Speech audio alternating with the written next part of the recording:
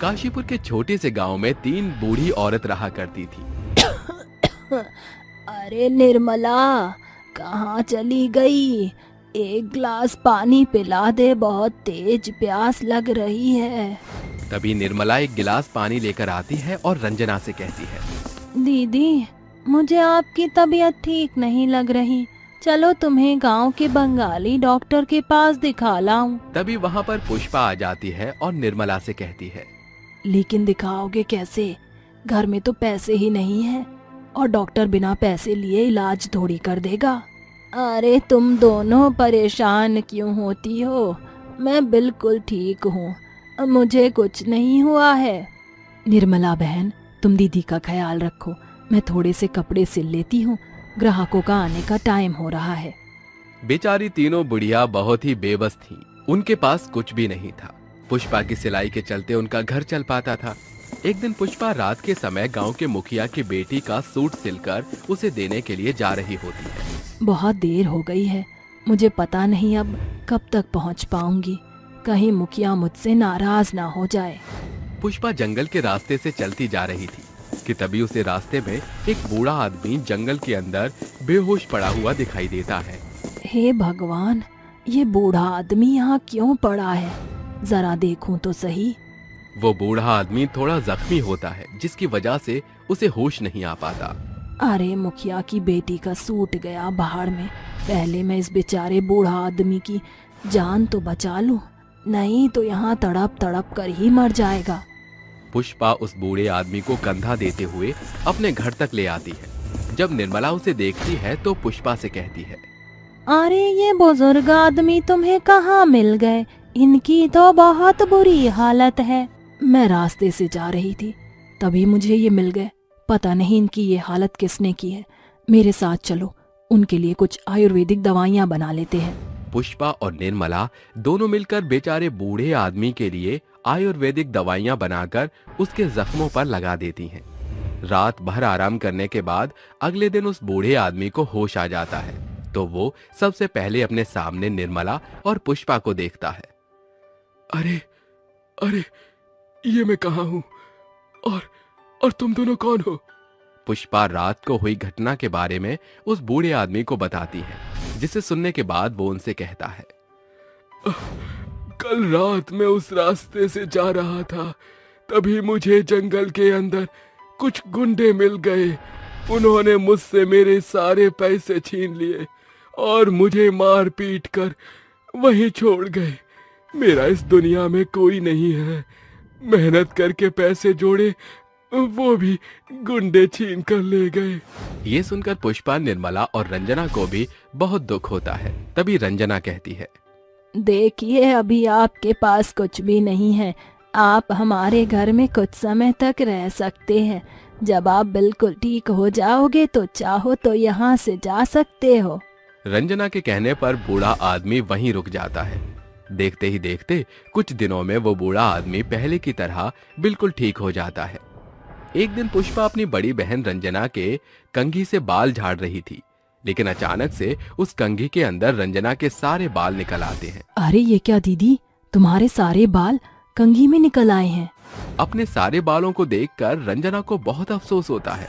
तभी वो बूढ़ा आदमी उन दोनों के पास पहुंच जाता है, जिसके बाद वो बेचारी रंजना के सिर पर हाथ फेरते हुए कहता है, चिंता मत करो, ये सब ठीक हो जाएगा। तुम्हारे अंदर की बीमारी भी ठीक हो जाएगी। देखते ही देखते रंजना के सिर के ऊपर सोने के घने लंबे बाल उगाते हैं। वहीं दूसरी तरफ वो बूढ़ा आदमी अचानक से एक देवता के रूप में आ जाता है। अरे ये क्या, आप कौन हो और आपने अचानक से एक देवता का रूप कैसे धारण किया? मैं इस जंगल का देवता हूँ। मैं तुम्हारी परीक्षा ले रहा था।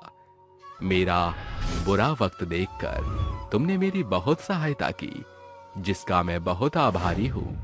इसलिए मैंने अपनी कुछ शक्तियां तुम्हारे इन सुनहरे सोने के जादुई बालों में दे दी हैं। अब तुम तीनों बहनों को कोई परेशानी नहीं होगी। तुम इन जादुई बालों से अपने लिए कुछ भी मांग सकती हो। जंगल का देवता उन तीनों बुढ़ियाओं की अच्छाई से बहुत प्रसन्न होते हैं और रंजना को उसके सिर पर सोने के जादुई बाल देकर वहाँ से गायब हो जाते हैं। तभी वहाँ पर निर्मला आती है। आज हम क्या खाएंगे? हमारे घर में तो राशन ही नहीं है। पुष्पा ने भी कुछ दिनों से सिलाई का काम नहीं किया है। अब हम क्या करें? वो इतना कह ही रही होती है कि तभी उसकी नजर रंजना के सोने के जादुई बालों पर पड़ती है। ए मेरे जादुई बाल, हमें खाने के लिए खाना चाहिए। रंजना के इतना कहते ही जादुई सोने से सुनहरे बालों के अंदर से बहुत ही स्वादिष्ट पकवान निकलकर बाहर आते हैं, जिसे देखते ही पुष्पा और निर्मला अचंभित रह जाती हैं। अरे वाह, ये तो सच में जादुई सोने के सुनहरे बाल हैं, लेकिन ऐसे बाल हमारे क्यों नहीं हैं? रंजना जब अपनी दोनों बहनों को सोने के बाल न होने पर मायूस देखती हैं, तो उसके मन में ख्याल आता है। मेरे जादुई सोने के बाल मेरी हर बात मान रहे हैं, तो क्यों ना मैं अपनी बहनों के लिए सोने के बाल मांग लूं? रंजना अपनी दोनों बहनों के लिए सोने के बाल मांगती है, जिसके बाद उसकी दोनों बहनों के सोने के बाल बन जाते हैं। लेकिन जादू केवल रंजना के बालों में ही होता है। अरे दीदी, हमारे इतने सारे घने लंबे सोने के बाल हैं, हमारे लिए इतना ही काफी है। जादू आप रखो। हाँ दीदी, इस जादू का सही इस्तेमाल केवल आप ही कर सकती हो। ये सुनकर रंजना को बहुत खुशी मिलती है, जिसके बाद रंजना अपनी दोनों बहनों और अपने लिए अपने सोने के बालों से एक प्यारा सा घर मांगती हैं। हमारे पास रहने के लिए पक्का मकान नहीं है। ऐ मेरे जादुई सोने के बालों, मेरी मदद करो और हमें एक प्यारा सा मकान दो। उसके इतना कहते ही उनके सामने एक बहुत प्यारा और बड़ा सा मकान खड़ा हो जाता है, जिसके अंदर रहने की सभी सुख सुविधाएं होती हैं। ऐसे ही धीरे धीरे उनकी सभी परेशानियां दूर हो जाती हैं। वो अब गांव के अंदर सबसे अमीर बूढ़ी औरतें होती हैं, जिन्हें देखकर गांव के सभी लोग आपस में बातचीत करने लगते हैं। अरे आखिर इन बुढ़ियाओं के साथ ऐसा क्या हुआ है जो इनके सोने के बाल बन गए हैं, और फिर ये इतने अमीर कैसे हुए? अरे इन बूढ़ी औरतों ने तो कमाल ही कर दिया। आखिर इनके हाथ ऐसा कौन सा खजाना लग गया है? तभी उनके पास में खड़ा राजू नाम का लड़का अपने मन ही मन सोचता है, इनके इस राज का पर्दाफाश तो मैं ही करूंगा। आखिर मैं भी तो देखूं कि एक रात में लोग अमीर कैसे होते हैं। राजू उन बुढ़ियाओं के घर पर कड़ी नजर रखता है, जिसके बाद एक दिन अचानक से पुष्पा की तबीयत खराब हो जाती है। अरे बहन, तुम चिंता मत करो, जीने की उम्मीद मत छोड़ना, मैं आखिरी दम तक तुम्हारे साथ हूँ। रंजना इतना कहते ही अपने जादुई सोने के सुनहरे बालों से कहती है, ऐ मेरे जादुई बालों, मेरी बहन को ठीक कर दो, मैं उसे इस पीड़ा में नहीं देख सकती। तभी रंजना के जादुई सोने के बालों से एक आवाज आती है, तुम्हारी बहन ठीक तो हो जाएगी, लेकिन इसके बदले तुम्हें अपने इन जादुई सोने के सुनहरे बालों की शक्तियां दांव पर लगानी होंगी। ये सुनते ही रंजना की आंखों से आंसू गिरने लगते हैं और वो रोते हुए कहती है, मेरी बहन से बढ़कर मेरा इस दुनिया में और कोई नहीं है। अगर मुझे ये शक्तियां दांव पर लगानी पड़ी तो मैं इसके लिए भी तैयार हूँ। उसके इतना कहते ही जादुई सोने से सुनहरे बालों के अंदर से रोशनी निकलती है, जो सीधा पुष्पा के ऊपर जाकर पड़ती है। देखते ही देखते पुष्पा पहले की तरह तरोताजा तंदुरुस्त हो जाती है, लेकिन शक्ति खत्म होते ही रंजना बहुत कमजोर हो जाती है। मुझे अपने शरीर में बहुत कमजोरी लग रही है, लेकिन कोई परेशानी वाली बात नहीं है। हम आज भी एक साथ हैं और आगे भी एक साथ रहेंगे। ये सब राजू खिड़की से झांक कर देख रहा होता है, जिसके बाद उसकी आंखों से आंसू आ जाते हैं और वो रोते हुए अपने आप से कहता है, अरे मैं तो इन्हें लूटने आया था, लेकिन आज इन्हें देखकर एक सबक मिला, मुसीबत आने पर कभी अपनों का साथ नहीं छोड़ना चाहिए। गरीब दुर्गा माँ की मूर्ति बेचने वाली बहू। वैष्णवी अपनी सास सरस्वती और बेटे बंटू के साथ ब्रिजपुर गांव में रहती थी। उनकी माली हालत कुछ खास ना थी। उसका पति बब्बन अब अव्वल दर्जे का नशेड़ी था। अपने पीने के बाद जो 150 बचते उसी से प्याज रोटी का बंदोबस्त होता। वैष्णवी देर रात दरवाजे पर खड़ी पति के आने की बाट जोह रही थी कि नशे में धुत बब्बन दरवाजे के भीतर दस्तक देता है। अभी जिंदा हूँ तो जी लेने दो, कतरा कतरा मुझे पी लेने दो। क्यों जी, ये मेरा बच्चा भूख से बिलख कर सो गया और तुम मदिरा के नशे में मांदे हुए घर आ रहे हो। बहू, तेरी सूझबूझ भरी बात इस नक्कारे नशेड़ी की बुद्धि में नहीं समाने वाली। देख, नशे में सराबोर होकर सुध-बुध खो बैठा है। अरे बंद करो तुम सास बहू अपन ही बोल बाला। हाँ, पूरे 500 का पौआ पिए रहे, ससुरा दोनों सारा नशा उतार। बबन सास बहू पर अपने गुस्से का गुबार बरसते हुए बिछौने पर लोट-पोट हो जाता है। अगली सुबह बंटू हमेशा की तरह उसे उठाता है। बाबूजी उठो ना, भोर हो गई। बंटू के कई मर्तबा झकझोरने पर भी जब बबन नहीं उठता तो सरस्वती के भीतर शिकंज का सागर उफन पड़ता है। बबन, बबन उठना। सरस्वती बबन का नब्ज भांप कर स्तब्ध हो जाती है। माँ जी, क्या हुआ? बोलिए ना, आपकी चुप्पी से मेरा कलेजा कचोट रहा है। बब्बन इस दुखदाई दुनिया को छोड़कर हमसे कोसों दूर जा चुका है। बहू, तू बेवा हो चुकी है। वैष्णवी इस दुखद संदेश को सहन नहीं कर पाती है। उसकी आंखों से दुखों की बदरी बरस पड़ती है। वह बड़ी बोझिलता के साथ बेहोश हो जाती है। तभी गांव की धाय कमला सरस्वती से वैष्णवी के गर्भवती होने की खबर साझा करती है। बहू, तू बेहोशी से बाहर आ गई है। भगवान का लाख लाख शुक्र है। माँ जी, काश मैं मर जाती। उनके बगैर मैं ये बेरंग जीवन नहीं जीना चाहती। बहू, ये क्या बोल रही है? अपनी नहीं तो अपने भीतर पल रहे उस नन्ही सी जान के बारे में तो सोच। तू 3 माह गर्भ से है, और रही बात मेरे बेटे की, तो उसने बेहिसाब पीने की बुरी लत से अपने जीवन की नैया को खुद डुबोया है। इसमें तेरा कोई दोष नहीं। सास की बात वैष्णवी को संभालती है। 2 दिन के बाद केवट उनके घर का दरवाजा पीटता है। अरे कहाँ हो दोनों सास बहू, बाहर आओ। अरे केवट भाई, आप देखो सरस्वती, केवट से रिश्ते नाते न जोड़ो, घर का भाड़ा दो या फिर उठाओ अपनी गठरी और चलती बनो।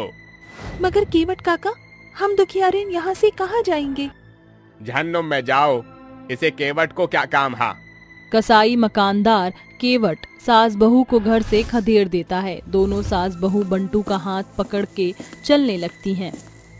माँ, क्या हम सैर के लिए जा रहे हैं? माँ जी, बंटू को तो ये भी नहीं पता कि हम बेघर हो चुके हैं। माँ दुर्गा और कितने दुख दिन दिखाएंगी हमें। धीरज धर बहू, सब ठीक हो जाएगा। अचानक मौसम का रुख बदलने के साथ सारा आसमान बरसाती काले बादलों से उमड़ पड़ता है। तेज तर्रार तूफान में घंटियों की गूंज से वैष्णवी की नजर मंदिर में पड़ती है। सास बहू बंटू को लिए वहां आते हैं। पुजारी जी, हम सास बहू का बसेरा छिन गया है। आज रात हम यहाँ ठहर सकते हैं क्या? बेटी, माँ दुर्गा का दरबार सभी श्रद्धालु के लिए खुला है, निश्चिंत होकर रहो। माँ, मुझे भूख लगी है। बेटी, ये माँ दुर्गा को चढ़ाया भोग का प्रसाद है, इसे अपने बेटे को खिला दो, बेचारा भूख से बिलबिला रहा है। पेट भरते ही बंटू सो जाता है। देर रात जागती हुई वैष्णवी माँ दुर्गा की गुहार लगाते हुए कहती है, माँ दुर्गा, तुम तो स्वयं जगत जननी हो। मुझ बेबस बदहाल दुखियारी माँ पर और कितने दुखों का पहाड़ ढहाओगी। बचपन में माँ का साया उठ गया, उम्र के आधे पड़ाव में पति का साथ छूट गया, और ऐसे में तुमने मुझ गरीब के गर्भ में इस नन्ही सी जान को भेज दिया। रोते बिलखते बेबस बहू की आंखें ऊँघने लगती हैं। उसकी नींद में जाते ही माँ दुर्गा उसे स्वप्न दर्शन देती हैं। जागो वैष्णवी। माँ दुर्गा, आप अपनी इस दीन दुखियारिन भक्त के पास? मुझे तो अपनी आंखों पर भरोसा ही नहीं हो रहा।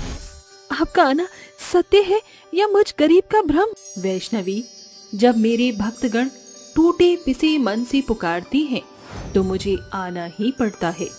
मेरे प्रति तुम्हारी श्रद्धा मेरे सभी श्रद्धालुओं से सर्वोपरि है। नवरात्रि आने वाली है। सभी भक्तगण भक्ति भाव से मेरी मूर्ति को अपने घरों में स्थापना करेंगे। मैं चाहती हूँ कि तुम मेरे स्वरूप को सांचे में ढालो, अर्थात माँ दुर्गा की मूर्ति बनाकर बेचो। मैं सदा तुम्हारे संग हूँ। ये कहकर माँ दुर्गा अंतर्ध्यान हो जाती हैं और वैष्णवी जैसे स्वप्न से बाहर आती है उसके पास कुछ पैसे पड़े होते हैं, जिसे देखकर वह स्तब्ध रह जाती है। जय माँ दुर्गे, मैं माँ की मनसा को संपूर्ण श्रद्धा से पूरा करूंगी और नवरात्रि के 9 दिनों तक मैं माँ दुर्गा के 9 रूपों की पूजा उपासना भी करूंगी।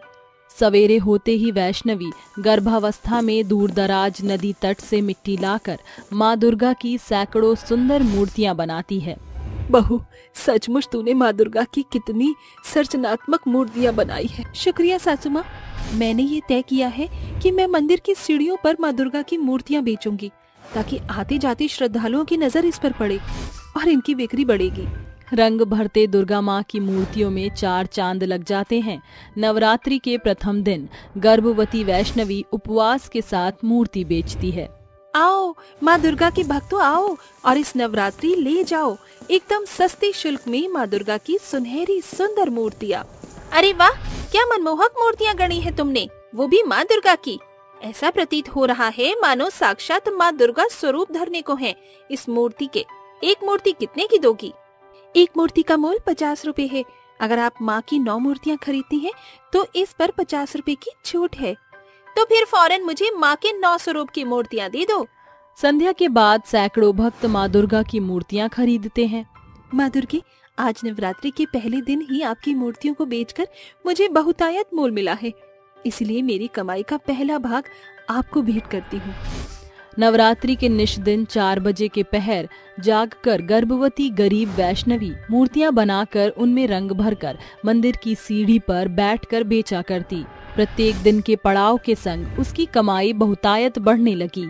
एक सांझ उसकी सास कहती हैं, बहू, गर्भावस्था के शुरुआती 3 महीने में शिशु का सृजन होता है। तू सारा दिन बिन खाए पिए माँ की मूर्तियाँ बनाने में ही मसरूफ रहती है। ये सही नहीं। माँ जी, आप निश्चिंत रहिए। माँ दुर्गा के रहते मेरा और मेरे बच्चे का बाल भी बांका नहीं होगा। दुर्गा की मूर्तियों की मांग बेशुमार बढ़ रही है, इसीलिए तेरी मेहनत दोहरी हो गई है। अब से मैं भी तेरा हाथ बटाती हूँ। इससे काम कुछ सहज हो जाएगा और कम भी होगा। दोनों सास बहू साथ मिलकर बनाती। वैष्णवी सवेर से सांझ तक मंदिर की सीढ़ी पर बैठी माँ की मूर्ति बेचकर शाम को मूर्ति से भरी टोकरी माथे पर लाद कर बाजार आकर उन्हें बेचती। देखते ही देखते नवरात्रि का 9वां दिन दस्तक देता है। वह सर्वप्रथम माँ को भोग लगाती है। हे जगत जननी माँ दुर्गा, आज नवरात्रि का 9वां दिन है। अपनी गरीब भक्त के बनाए इस कंजके के भोग को ग्रहण करके मुझे कृतार्थ करो माँ।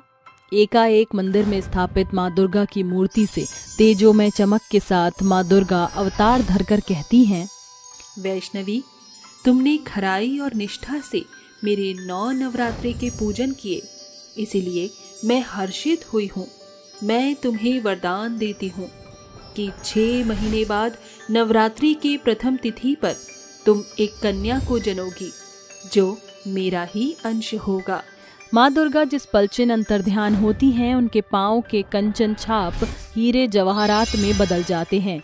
उनसे वैष्णवी घनघोर गरीबी के कीच से उबर जाती है और 6 माह के पश्चात नवरात्रि के प्रथम दिन उसे प्रसव पीड़ा उत्पन्न होती है और वह बेटी को जन्म देती है। तुम्ही माँ दुर्गा ने नवरात्रि के प्रथम पावन दिन को मुझे दिया है। मैं तुम्हारा नाम दिव्यांशी रखती हूँ, अर्थात देवी माँ का अंश। इस तरह एक गरीब दुर्गा माँ की मूर्ति बेचने वाली बेबस बहू के जीवन में माता की बदौलत बड़ा बदलाव आता है। रईस होने के बावजूद नवरात्रि में वैष्णवी माँ दुर्गा की मूर्ति बनाकर इस आस से बेचा करती कि एक दफा और माँ दुर्गा उसे दर्शन दे जाएं। जादुई सुनहरी दुर्गा माँ की खेती। बसंतपुर गांव में हरिया और दुर्गेश्वरी नाम का एक दंपत्ति रहता था। उनके 2 बच्चे थे, जिनका नाम राधा और राजू था। हरिया एक मध्यम वर्गीय किसान था। उसके पास थोड़ी बहुत जमीन थी, जहां वह खेतीबाड़ी करके अपनी पत्नी और बच्चों का गुजर बसर करता था। सांझ ढलते ही हरिया खेत से घर लौट आता है। अरे भगवान, जल्दी से पानी तो पिला दो। ये लीजिए पानी। क्या हुआ जी, आज आपका चेहरा इतना कुमलाया क्यों है? क्या बताऊं भगवान, भरसक मेहनत मजदूरी करने के बावजूद भी हमारे खेत में उतनी भली फसल नहीं हो पाती। महीनों खेत की जुताई बुवाई के बावजूद भी बेहतर आमदनी हाथ नहीं आती। जो कुछ मिलता है वो पेट पालने में ही खर्च हो जाता है। अजी सुख दुख तो जीवन की गाड़ी के दो पहिए हैं, हवाए के हौसले के ना छोड़िए। कल से माँ दुर्गा की नवरात्रि शुरू हो रही है। मैं 9 दिन के उपवास के साथ माँ को घर में स्थापन करूंगी। देखना माँ दुर्गा हमारी मनसा को जरूर पूरी करेंगी। मगर दुर्गेश्वरी, माँ दुर्गा की मूर्ति का दाम बुलंदियों पर है। ऐसे में हम गरीब माँ दुर्गा की मूर्ति को कैसे मोल लेंगे?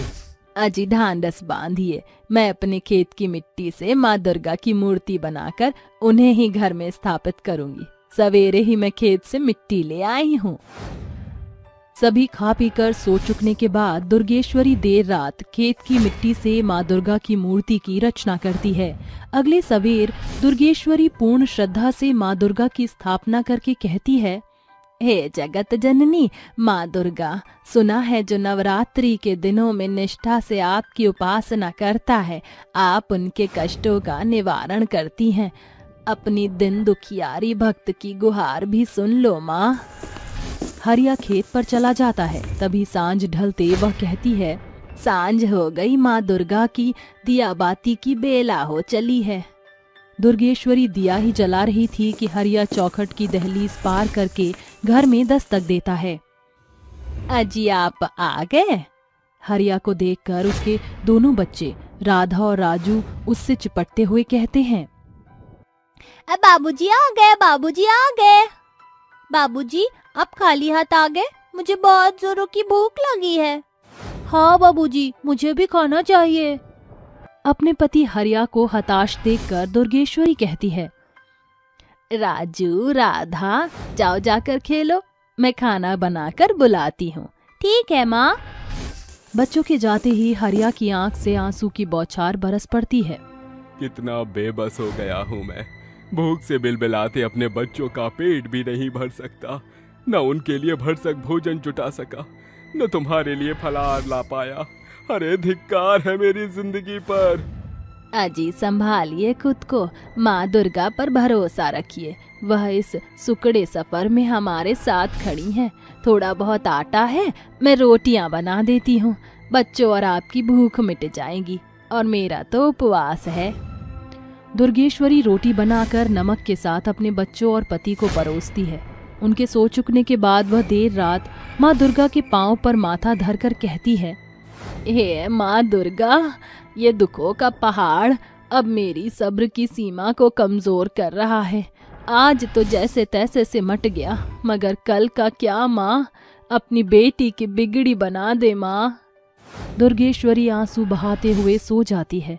तभी एकाएक उसे माँ दुर्गा का स्वप्न दर्शन मिलता है। जागो दुर्गेश्वरी, देखो तुमसे मिलने कौन आया है। माँ दुर्गा साक्षात मुझ दिन दुखियारण से मिलने आई हैं। ये मेरी आंखों का भ्रम तो नहीं। बेटी, जब तुम सत्य को जान लोगी तो सत्य तुम्हें स्वतंत्र करेगा। तुम मेरी सर्वोपरि भक्त हो। इतने दुख दुविधाओं को देखने के बावजूद भी तुम्हारा मेरे प्रति की गई आस्था में कोई भी डील डॉल ना आया, इसलिए मैं तुम्हें ये सुनहरे ज्वार के दाने देती हूँ। इसे ले जाकर अपने बंजर खेत में बो देना। सप्ताह भर के भीतर ही तुम्हारा खेत सुनहरी खेती से सराबोर हो जाएगा।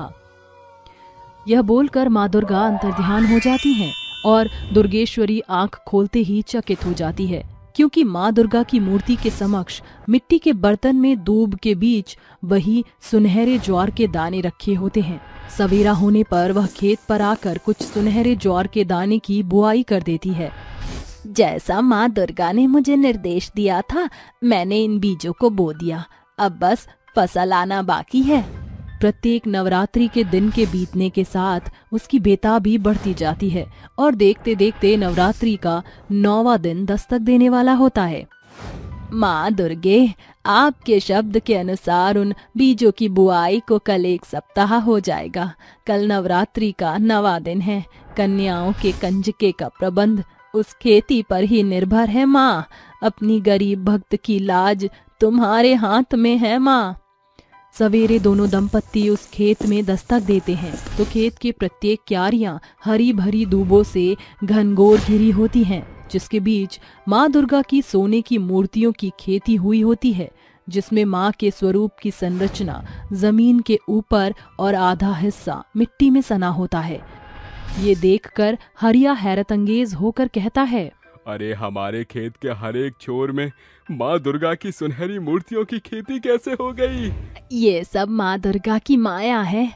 अचानक जादुई सुनहरी माँ दुर्गा की खेती के बीच दुर्गा माँ अष्टभुजा के स्वरूप में प्रकट होती हैं। हरिया, दुर्गेश्वरी, मैंने तुम्हें जादुई सुनहरी माँ दुर्गा की खेती का वारिस बनाया है, मगर ध्यान रहे जब तुम इन जादुई सुनहरी माँ दुर्गा की मूर्ति को खेत के बीच से निकालना तो मेरी प्रतिमा खंडित न होने पाए। आज सारा जगत मुझे अपने घर से विदाई देगा, मगर मैं तुम्हारी बाट जोहूंगी। माँ दुर्गे, आपकी ये भक्त आपको सुनहरी विदाई देगी।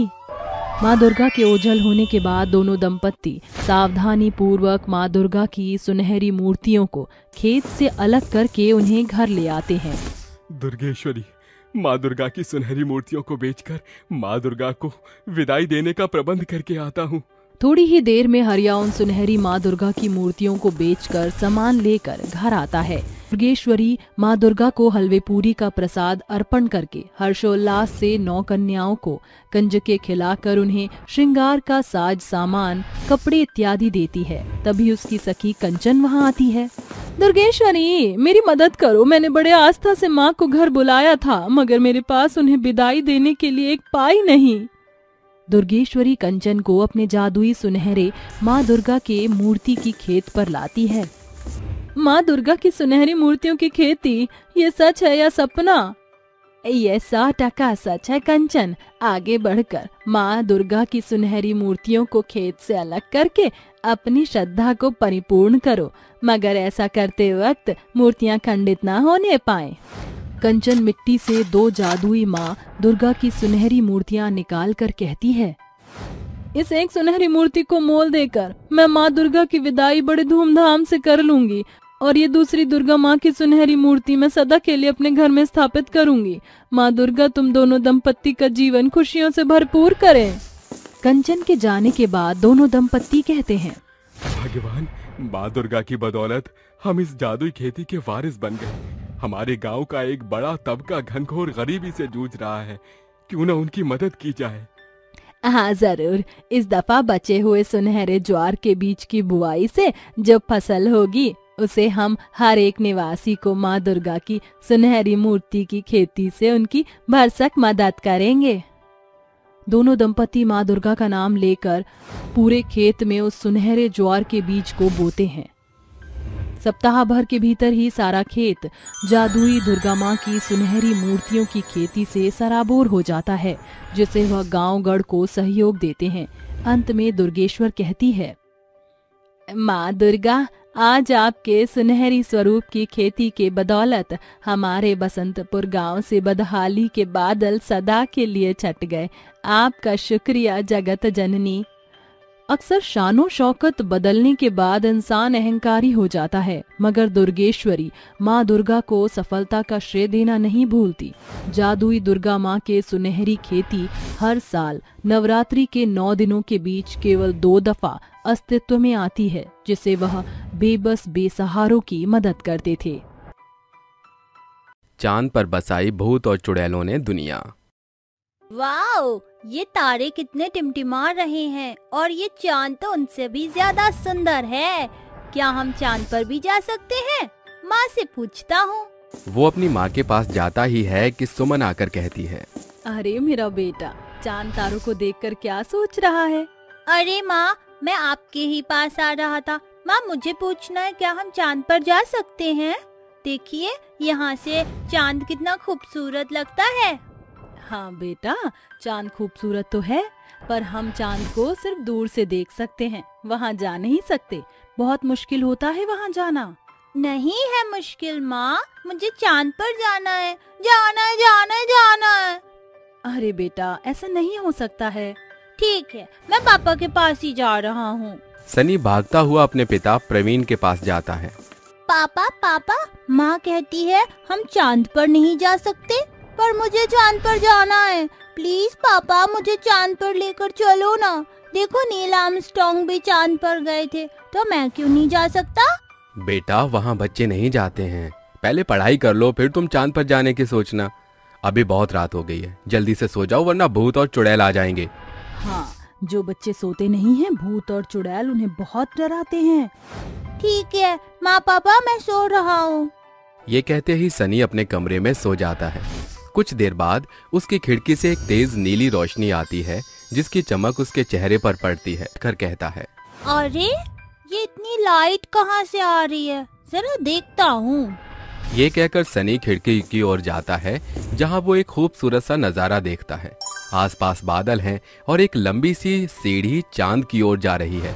ये देखकर छोटा सा सनी हैरान होते हुए कहता है, अरे वाह, लगता है ये सीढ़ियाँ मुझे चांद पर ले जाएंगी। जाऊँ या नहीं?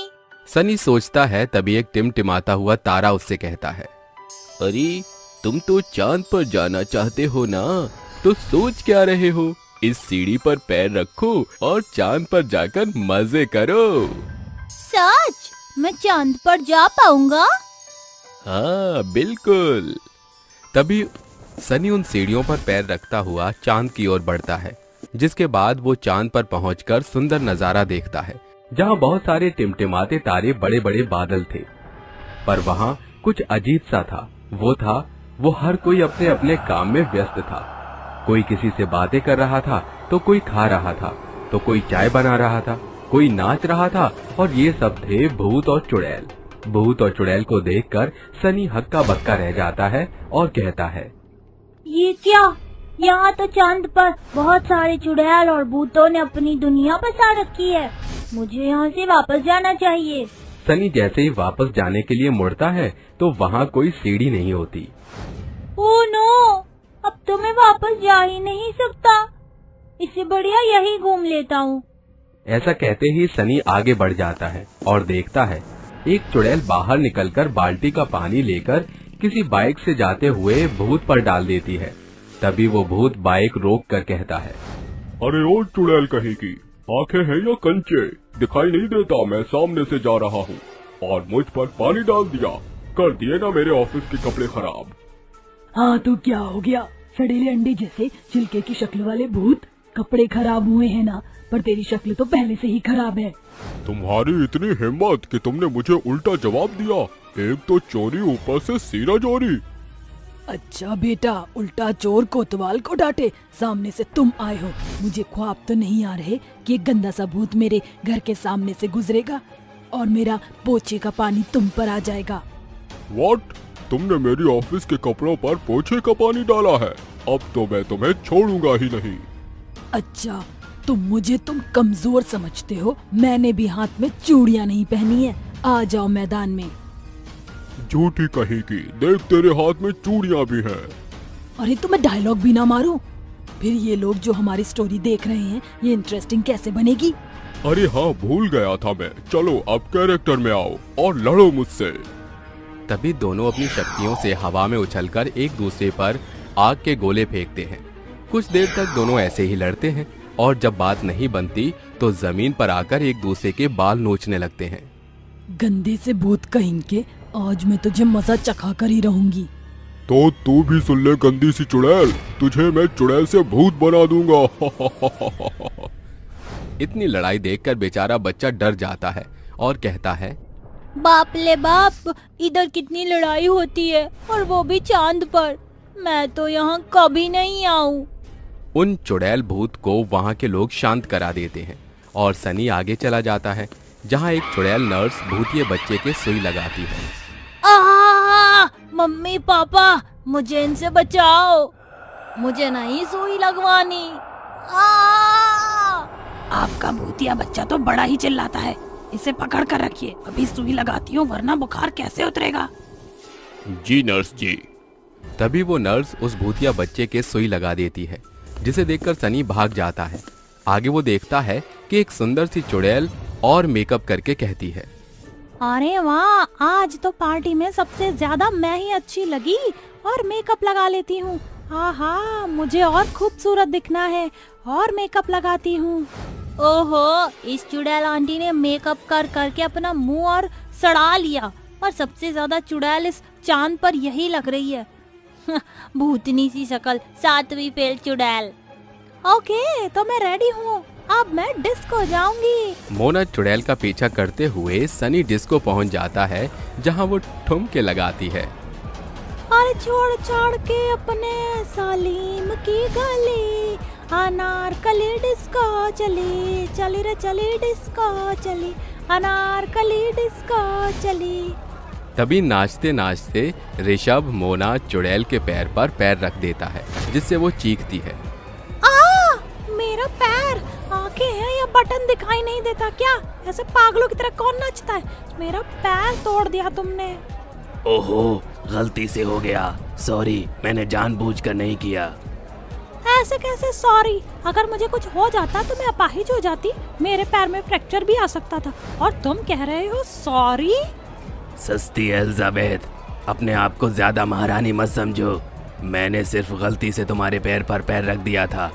नाचते नाचते 20 किलो का पत्थर नहीं रखा था जो तुम्हारा पैर टूट जाता। हाँ, टूट जाता। ओह प्लीज, मेरा दिमाग खराब मत करो, मुझे डांस करने दो। अच्छा, ऐसी बात है। ये कहते ही मोना उसे धक्का मारकर चली जाती है। इस चुड़ैल की इतनी हिम्मत, इसने मुझे धक्का दिया, छोड़ूंगा नहीं, किसी दिन मिल गई।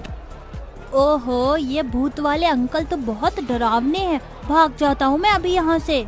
ये कहते ही सनी बाहर आकर भूतिया स्कूल में घुस जाता है, जहाँ छोटे छोटे भूत और चुड़ैल झूला झूल रहे थे। सनी को कोई देख नहीं पा रहा था, इसलिए वो भी उन झूलों पर चढ़कर झूलने लगता है। अरे वाह, चांद पर चढ़कर झूले की सवारी कर रहा हूँ, मजा ही आ गया।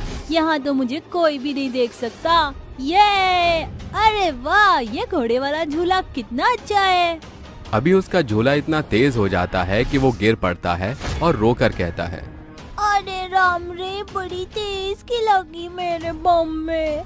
ये कितनी गंदी जगह है। मैंने तो सोचा था चांद बहुत अच्छी जगह होगी, पर ये तो सब भूत और चुड़ैल है। मुझे घर जाना है। सनी बेटा, सनी बेटा उठो, स्कूल जाना है। सनी बेटा, अरे सपने में चांद की सवारी कर रहे हो क्या? चलो वेक अप, सुबह हो गई। माँ की आवाज कानों में पड़ते ही सनी उठ जाता है और आंख मलते हुए कहता है, अरे माँ, आप यहाँ कैसे? और मैं? अरे माँ, चांद और बादल और चुड़ैल कहाँ गए? सनी बेटा, सपने से बाहर आओ। माँ, अब मुझे कभी भी चांद पर नहीं जाना। वो बहुत डरावनी जगह है, वहाँ पर सब लड़ते हैं। ये कहते ही सनी अपनी माँ से लिपट जाता है और तैयार होकर स्कूल चला जाता है।